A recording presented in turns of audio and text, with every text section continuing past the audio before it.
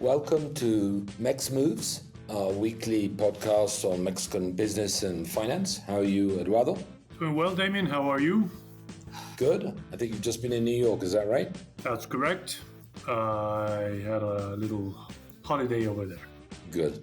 Well, look, this week I think we're going to focus on this big transaction, World Wrestling Entertainment, WWE, and the Mexican sports and entertainment group Fillip.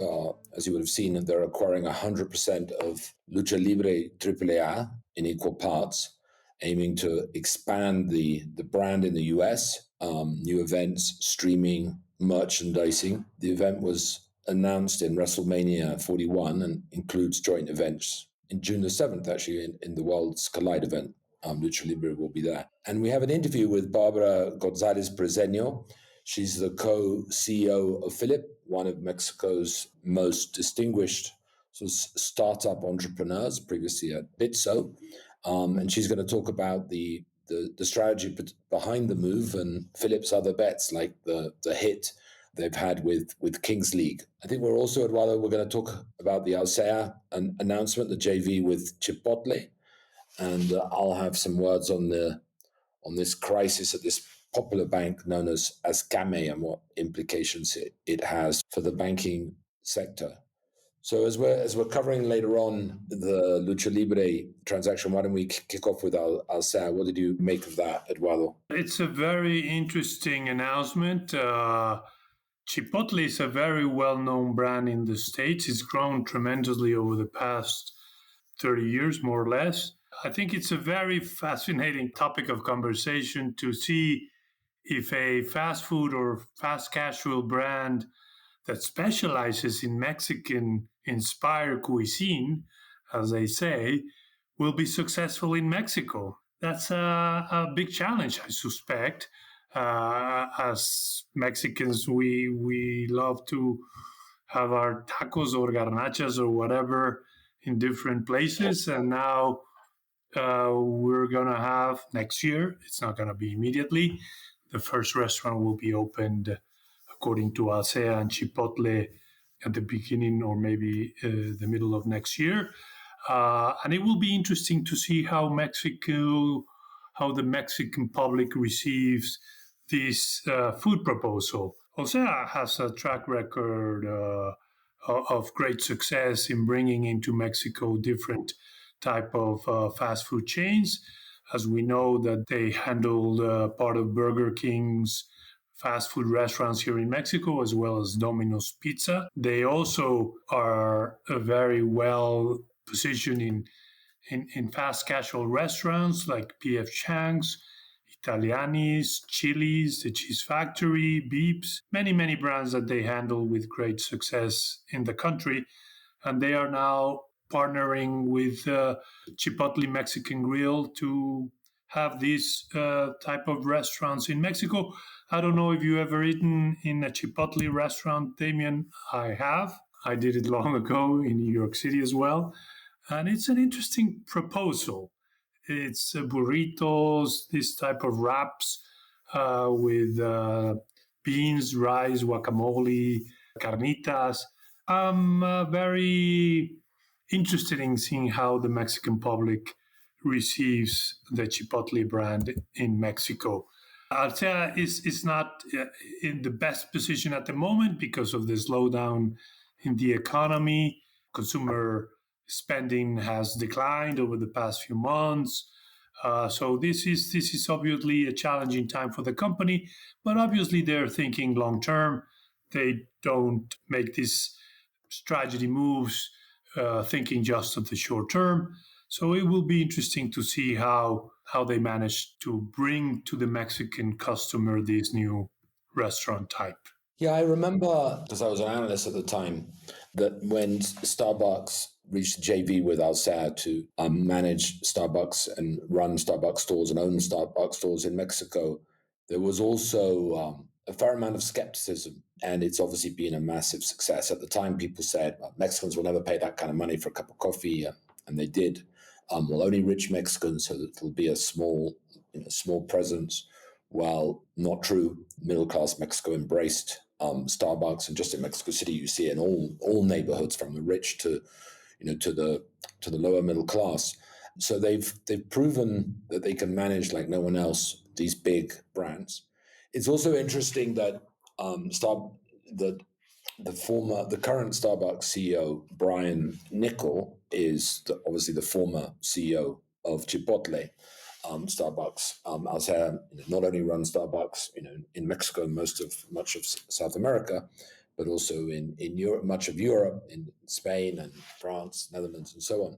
So there's there'll be a deep kind of corporate understanding, I would guess. Also, Alsea is going to, as I understand it, at least, is going to own 100% of these stores, paying obviously a royalty, which gives them a more attractive economics than other Chipotle partners outside the US have, except for the Middle East, I believe. I mean, I think there's really very low risk, because they'll do it store by store starting next year, as you said.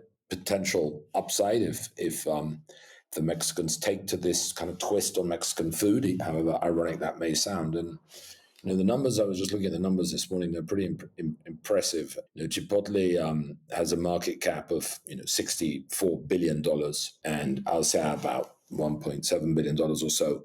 So Chipotle's EBITDA is about 28 times or so. Alsea is about 6 times. So there's a massive valuation gap. Chipotle obviously owns the brand, which is a higher return on capital opportunity. But I think if Alsea can make this work, then there's quite a lot of upside. And the fact that Chipotle decided to work with Alsea is clearly an endorsement of the management. Also, it doesn't have to work, quote unquote. Doesn't have to have huge penetration with Mexicans, because there are about 37 million American tourists that come to Mexico every year, and they'll probably like Chipotle, right? And there are apparently 2 million U.S. citizens now living in Mexico. You could have big success with the Americans visiting here or living here, and some success with the Mexicans, especially in the north, and still be a success. You don't need to penetrate every part of Mexico for this to give investors a decent return. So I think it's interesting. It's another example of what we've been talking about a lot, which is this kind of convergence between the US and Mexico, and big brands in the US coming to Mexico, and vice versa in the case of Lucha Libre, which we'll hear about in a moment. I think Mexicans will take to the offerings that Chipotle has.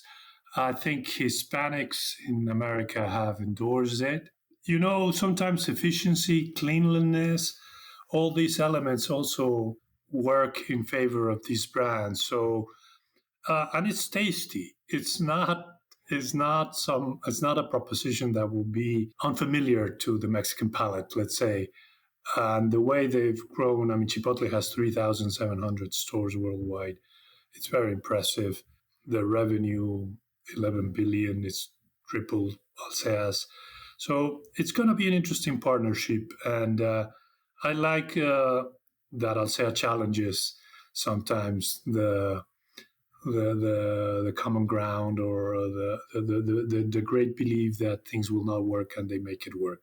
Starbucks is tremendously successful in Mexico and in other parts of Latin America where Alsea manages the brand, as well as you said, in Europe. So I think they've studied this carefully, and they will be delivering cautiously, but I think probably more surprisingly with an upside, as you said, than not.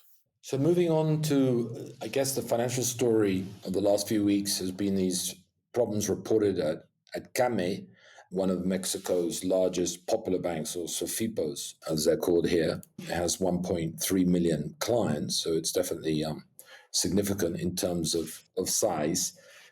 CAME, I think it's short for Consejo de Asistencia al Microemprendedor, and it mostly focuses on low-income neighborhoods, small businesses that are not sort of formalized in the banking sector. And the company's been losing a lot of money. Its delinquency ratios are reported at about 25%, but if you exclude write-offs, they're nearly 50% of the total portfolio. It's got a lot of debt. It's got there's a great story in white paper on Wednesday in their daily bulletin, which is a must-read, of course, that they're carrying about 2.6 billion pesos of debt with different financial institutions, including the IFC and the IDB, that were probably drawn to the sort of social mission of this bank. But it seems that it was hit by poor lending standards, given this very high delinquency rate. And then the deposit wars between the different SOFIPOs, which include these new fintechs, which really have nothing to do with the old SOFIPOs, the traditional ones like Nu and Klar and Story, that were all offering 15% or so, 16, 17% interest rates throughout much of last year, and still offering rates, around about to 12 to 15%. So CAME started offering 16, 17%. So its cost of funding went up. And there's been some good reporting in Economista about branches being closed. The app apparently has been taken offline. I couldn't get onto the website last night. And if its license were to be revoked, and I don't know if that's the case, there would potentially be issues because the institute that backs deposits in SOFIPOs doesn't have very much money. That has much less money than deposits just at CAME. And of course, SOFIPO guarantees are much lower than bank guarantees. They're about $10,000 or so versus $200,000 or so at a bank. So there's a big gap on that side. And as we've talked about previously, Nu, Mercado Pago have been seeking, and Nu's now been approved a bank license. And I think with the problems that these traditional SOFIPOs or popular banks, they'll be quite relieved that they took that decision and vindicated, even if maybe they should have taken it earlier. But why did they go for SOFIPOs in the first place? Because it was easier to buy one. In the case of Nu, the regulation is a bit lighter, can move a bit faster, the capital requirements are lower, but it does have these lower deposit guarantees, and you are, I think, affected, or there is a little bit by the reputation of the less well-managed SOFIPOs. Have you been looking at this story at all, Eduardo? Not much, but it's one of those, again, that might put a stain in the whole industry, as we've had in the past with other companies that have folded in that area. It's not good that it happens. The bad word spreads around and hurts others that are doing good businesses. But we'll have to wait and see how this unfolds, no? On the subject of the financial sector, Eduardo, last week we talked a little bit about RappiCard, the 44% that it doesn't own, being bought by Banorte, giving a value of RappiCard of about $113 million or so. And we kind of compared that to PlataCard, which had just raised $163 million.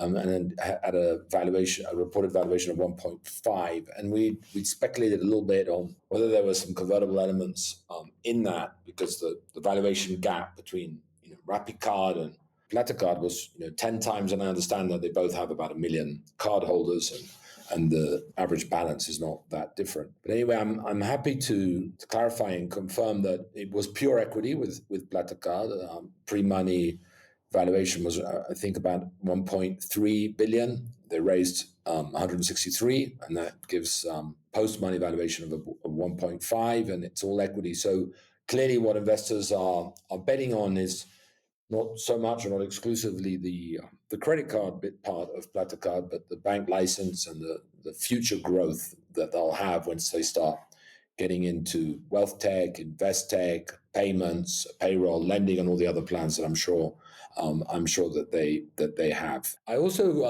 Eduardo, I don't know if you had a chance. Did you have a chance today to read that piece in the New York Times about Mexico City as a beacon for foreigners, a column by Lydia Polgreen? I saw it. I haven't been able to read it, but I'm not surprised that it's become a beacon for foreigners. The interesting element, I think, of the story is that it's for those trying to leave Trump's world, right?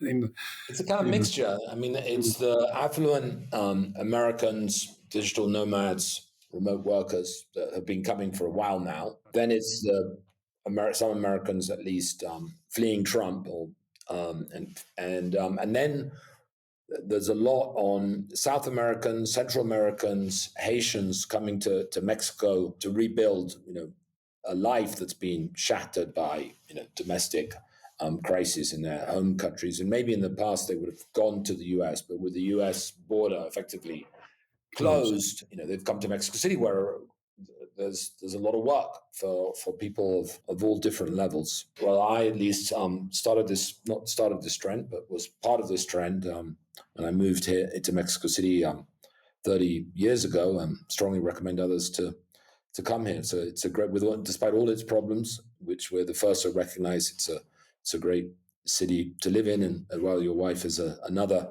snowbird has come to live here, I believe. That's correct. 30 years like you, almost. A little bit less than you, but pretty much the same. There's at least 2 million Americans living here. And just finally, in the foreign press, there was also a very good article by your old shop, Bloomberg, by Amy Stillman and Maya Aberbach, on how for Mexican companies or Mexican-based companies producing USMCA compliant goods, i.e., goods with mostly a North American origin, things are looking up. There's an interesting quote from the CEO of a firm called Echo Global Logistics, who's just opened a new headquarters in Mexico City. It's a U.S. freight management firm, and they're planning to double their cross-border shipping volume. And basically, what the Troy Riley was quoted as saying is, we're not slowing down. If anything, we're accelerating growth. And the story talks about Canadian Pacific Kansas City, the railway company, is launching a refrigerated rail service to transport fresh produce across borders. DHL has just completed a $120 million expansion of its logistics hub in Querétaro. So there's a sense in this article that the logistics firms and the shipping firms are well placed if and when this trade uncertainty gets resolved. And if Mexico has a sort of preferential access to the US market, then we could see it growing quite well. And although all currencies have strengthened against the US dollar, especially the yen and the Swiss franc and the euro, the Mexican peso is now back below 20, and it's kind of reflecting this kind of muted or cautious optimism that things might be turning the corner. And so I'm quite encouraged by some of the latest data that we're seeing and some of the sort of anecdotes that people are writing up. We talked about it, Damien, that Mexico came out of these trade wars with a little edge in favor of it. So what you're just telling me is exactly what we had predicted. It could take place since USMCA was not blown up, and if you comply with it, you are entering the US market without any tariffs, while the rest of the world is at least facing a 10% tariff. So that is a significant advantage. You have to comply with rules of origin and other stuff. So it's encouraging, and it's good news for Mexico's and the Mexican economy. People are still expecting a recession, but it might be short-lived, hopefully. And this advantage that we have could translate into more jobs, better pay for workers here, and so on and so forth. Greater consumer consumption inside the country, we'll see. But like you said, these anecdotes and some numbers are beginning to show certain optimistic. Now, the dollar, that makes Mexico a little bit more expensive, but let's see how it all works out in the long term. Terrific. Today, we have Bárbara González Briseño from Fillip with us, a company that's making big moves in sports and entertainment, as we'll hear from shortly. Fillip just partnered with WWE to take AAA Lucha Libre global, basically bringing Mexican wrestling culture to a whole new audience. We'll dive into how this partnership came together, what it means for fans on both sides of the border, and how Fillip is betting on the future of iconic Latin American brands, especially in the sports space. So, Bárbara, thank you very much for joining us today. I understand you were, before Fillip, 6 years at Bitso, so moving from crypto to wrestling. It's quite a change, although I suspect that many people in crypto are also big fans of wrestling. So maybe the audiences aren't as different as one might suppose. So tell us a little bit, Bárbara, about Fillip's vision and how the partnership with WWE and Lucha Libre fits into it. Yeah, thank you, Davies. First of all, thank you so much for the invitation. Big fan of the podcast. I'm really happy to be here. Let me tell you a bit about how we came about. Fillip is a Mexico-based holding company. We focus on propelling and revitalizing iconic and disruptive properties in the sports and entertainment industries. What we're trying to do is like strategically acquire and scale high potential businesses where we can create an ecosystem through different means that where innovation, commercialization, and fan engagement can thrive. So basically, we try to have a close collaboration with the different asset owners that in which we invest, which we try to find culturally significant properties that are poised for global expansion and that are brands built on powerful stories that resonate across generations. We're trying to bridge tradition with innovation and we want to leverage this robust ecosystem of different best-in-class operators on capabilities such as licensing, merchandising, content creation, and different sort of industry expertise to revamp some of these properties and take them from a world where they've been operating in a very traditional, old-fashioned, and probably sometimes not as ingrained in the current digital reality into a property that can leverage this cultural digital reality that we live on today and we can really foster growth through the leveraging of this ecosystem. So basically that's how we were born, Fillip, and we like trying to identify some of these assets. And our story with the Lucha Libre is actually fantastic. It sits at the inception of what Fillip is today. And it really actually started even before Fillip started. And I think the reason why we're here is because our founder, Alberto Fasa, 3 years ago decided that he wanted to acquire the Lucha Libre. And even before we decided that Fillip was a project that merited on its own to become something else, a conversation started between the Roldan Peña family and Alberto for how can we collaborate and actually make sure that we take this such an iconic and culturally ingrained and legendary asset such as the Lucha Libre into a new reality. So we've been speaking to particularly Dorian, who's the general manager for AAA and will continue to be the general manager for AAA for almost 3 years. And particularly in the last year and a half, we've been really close to figuring out what's the best design and model for a transaction where we can really turn into life the vision that we have for the company. And at some point last year, we acknowledged that we needed the best operator in the world of sports assets that there was there. That happens to be the WWE. And that's when we decided that this part, like in order for AAA to really achieve the true potential and to reach the audiences that we believe that it has the ability to, we wanted a larger platform and someone who was excelling in absolutely every single thing that revolved around the production of sports and entertainment, and particularly in the wrestling world. So that's how we approached WWE. And in the end, we finished after many months with this beautiful transaction where the three parts are coming to play and where between Fillip and WWE, we're going to work very hard to really provide Dorian a platform for him to actually export his product way beyond the Mexican population and really into audiences that have a lot of hunger for the product, but haven't had a product like this talk to them or address them the way that they deserve to. So can you share with us, Barbara, some of the plans for the future, especially in the US? How are you going to bring this to the US market? How much bigger do you think it will be in 3 years' time than it is today or 5 years' time? Yes, of course. I think if we think about the Lucha Libre audience in just the Mexican population, we have rough numbers. We have it says that probably approximately the same amount of people who watch soccer actually watch Lucha Libre in the country. It's a very popular sport. It's a very popular form of entertainment where people like to consume it both in as live entertainment, but also in digital content. And it has this family aspect to it where families love to go to the luchas all together, and it becomes like some of a tradition of many of families across the country. Now, if we think about the next large and huge, more than large, huge population of Hispanics, it resides in the U.S. And in the U.S., if we think like the current product offering of lucha is mainly concentrated in products that address more of an American demand in terms of narrative and creative output.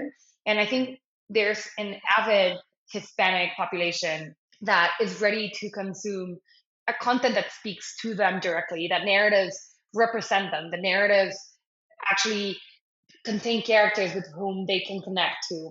And that happens to be like the Hispanic American population is one of the largest has one of the largest purchasing power for sports and entertainment. And what we're seeing is that actually this Hispanic population across all different sports is one of the largest spending in the industry. So if we take that a market opportunity and we bring them a product that today has been very local to Mexico, and then we exported that sense, we are very confident that we're gonna achieve a scale that I think resembles something more to what WWE has created in the US for that population, and that it really multiplies the value of the property that we just purchased. So I'm British. I live in Mexico, and every time a Brit or an American comes to visit, the first thing they want to do is go to Lucha Libre. I think I've been more to Lucha Libre in the last 3 years than in the previous 20 or so years I've been here. So you focus very much on Mexican American audience, but what about the Anglo audience? I think it's also a market opportunity out there for more than just the Hispanic population.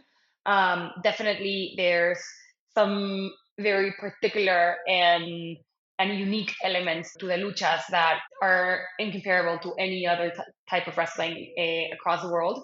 So I think like one of the commitments that we're going to make sure that we uphold is like that we protect that cultural essence and that uniqueness of our property as we export it to the world, because that's what it's appealing for populations that like go even beyond like the Spanish speaking or Hispanic populations, but that actually bring a very intense entertainment for audiences beyond even just beyond the Latin American and American continent, but like really even across the world. There's a huge demand for this type of product.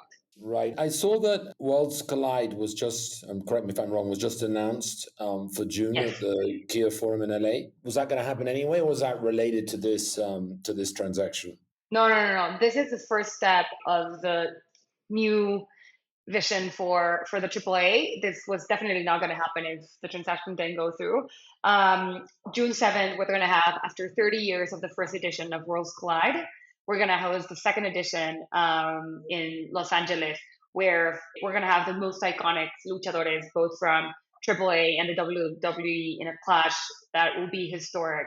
And that it really will create a platform from which we're going to keep on building as our narratives intertwine. And as we really, and this will be like the first step into making sure that we give a more robust platform to the fantastic product that the Roldan family has built over 30 years, but now in a world stage. So we're very excited about Worlds Collide. I think it's going to be a fantastic event, a huge event. And we're going to see the whole roster of the most legendary luchadores there, which I think it's an example that from a business perspective, like all the opportunities that start opening from having this type of content.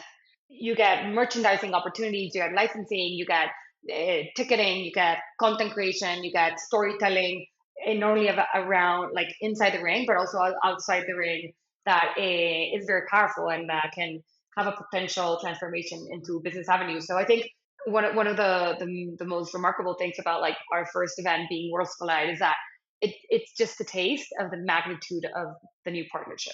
Are you worried about preserving the cultural identity of Lucha Libre and at the same time exploiting all the commercial opportunities, the streaming, the merchandising? Are you sort of concerned that your new partners, WWE, might kind of overdo it and actually undermine the brand? Is that something you have conversations about? How does the Peña family sort of contribute to those conversations? Yeah, not at all. I'm not worried at all. And I think this has been a very open conversation between the three parties. And I think one of not only both the Peña family are going to continue running the business, Dorian, our general manager, and our president, Maricela, they're going to be at the forefront of where the business is going. So like they're going to be in charge of taking good care of this legacy and making sure that not only it's going to be protected, but it's actually going to be massified and reaching new audiences. But that's also the role that Fillip is going to be playing there, right? Like part of our partnership is we have this very strong connection in Mexico and to making an interest in making sure that we preserve the value of our property that has remained so special for generations. But actually, like WWE, it's very much aligned with that vision and is very much committed to fostering that because like, they understand that the value of the property remains in maintaining that essence, and that's why the audiences and millions of fans across Mexico and the world follow the Lucha Libre, AAA's Lucha Libre. It's precisely because of that essence. So I think there's a big commitment from the three parties, and Paul Levesque in the announcement made sure that the world listened from his own voice that that's a commitment, and we're going to make sure that we uphold that promise to the family and the fans. That's great to hear. I think Fillip also has stakes in Kings League and Tycoon Enterprises. How do those fit into your sort of broader sports and entertainment ecosystem? Will there be synergies between this and Lucha Libre, or will they be all managed very separately? Yes.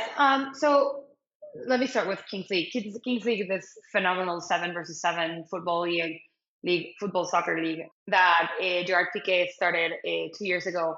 And we came in very early on in the company to help them with their international expansion. We came in right before they launched Latin America, and we helped them launch the Latin American League here in Mexico, representing all the different countries in the region. And now today we have operations and we have leagues in Brazil, Germany, Italy, France, Spain, and Latin America and Brazil.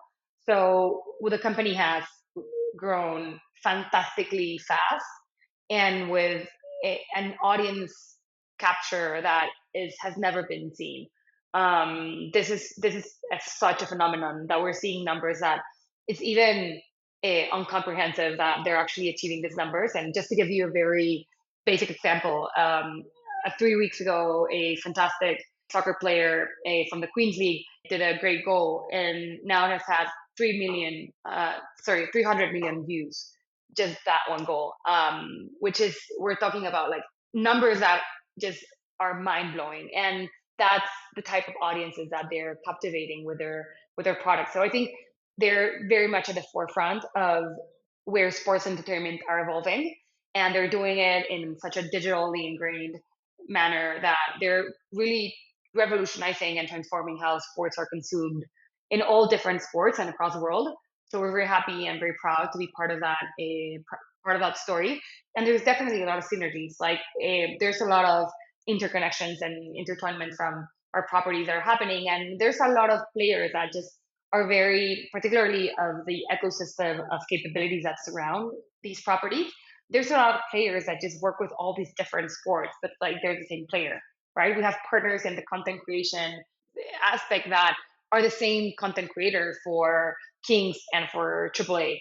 And there's a lot of synergies of working with just one content creator, and the same thing is with licensing and merchandising. And that's why this is somehow known, but we also purchased a company called Tycoon Enterprises a few months back, and it's the largest licensing and merchandising agency in Latin America. And it's fantastic team. It really is the one helping us in the transformation and revamping of some of these properties as they really export the product into consumables that people just want to buy. And I mean, I don't know, I'm a mother of 3 and my kids all the time want to even brush their teeth with a toothpaste that it has their favorite character. And here's the same thing, right? Like they want to be dressed with their favorite luchador. They want to be having the backpack of their favorite team in the Kings League. So we're helping create this like ecosystem where we can cross leverage a lot of these capabilities into providing value to our properties. It's really working really well. And what's the end goal? The end goal is you're basically like a private equity fund in that you're going to sell these businesses, or is this more like permanent capital where if it makes sense, you'll keep them as long as you think that they add value to your existing shareholders. Yeah, we like to think of ourselves as a holding company more than a fund, because we do not have an intention to enter these businesses with and to exit 5 years down the road. Like, I think as much as the properties allow us to, like, we want to remain as capital partners in the long run and really help the value creation stories that stem beyond like the medium term, but like really in the long term. So yeah, the idea is to create a very robust portfolio of properties in the sports and entertainment industries, where we think that there is value to be made in revamping these properties or helping them expand. And if along the way we have like certain capabilities that complement very well the ecosystem and can help us bring in-house some of the tools that will actually help us create that value, we will also pursue that. And Barbara, what's your favorite sport in the portfolio of Fillip? Are you more of a Lucha Libre person or Kings League person? I mean, I think that I'm falling in love with both as time goes by. I have traditionally been more of a soccer fan. I mean, I'm Mexican, who isn't? But definitely the luchas are taking a hold of my heart as of late. So fond of both, and hopefully there's some new opportunities down the road that are upcoming that will make that question harder to respond. And just last question, Barbara, how did you make the move from Bitso, to Fillip, two very different activities? What drew you to this change? But obviously Bitso, in my opinion at least, I don't have the numbers, but looks to me as if it's the most successful fintech in Latin America. And that was quite a brave thing to have helped found that, make it so successful, and then move to Fillip, which at that point at least wasn't nearly as visible as Bitso was and is. Good question. First of all, like, Bitso is my home forever, and I love the team, I love the company, and I continue to be very close to them. But 2 years ago, it came a point where I realized that I loved the initial stage of building a company, and I missed that. And we had come to a moment where it was just now very large and thankfully very successful, and I wanted to build again. And I think that's how I ended up closing my chapter there, with the idea of starting something from the ground up. And I've always loved sports. This is like, I grew up in a home where my dad, my sister, and I would sit and watch every sport, and part of my routines at home include that. So I wanted to do something there. And in the end, crypto is such a fascinating world. It's thrilling, entertaining. It's risky. It's full of adrenaline, and there's not a lot of industries that resemble that. So there was a high bar on what I did next that needed to have that amount of thrill. And today I can tell you that I'm in a very thrilling, risky, and entertaining world, which actually doesn't sit very far away from where I was in crypto. So I'm enjoying the overlap. I like to think of myself as an operator, regardless of the industry. And now I live for the adrenaline of the sports world, and it's equally entertaining. Brilliant. Well, thank you very, very much for that. Best of luck with the transaction going forward. Thanks for your time, Barbara, and congratulations on the transaction. Thank you very much again for the invitation, and let's keep on chatting. Thank you. So that's it for this week. Thank you for joining Mex Moves, and very much hope you join next week. Thank you, everyone, and don't forget to subscribe.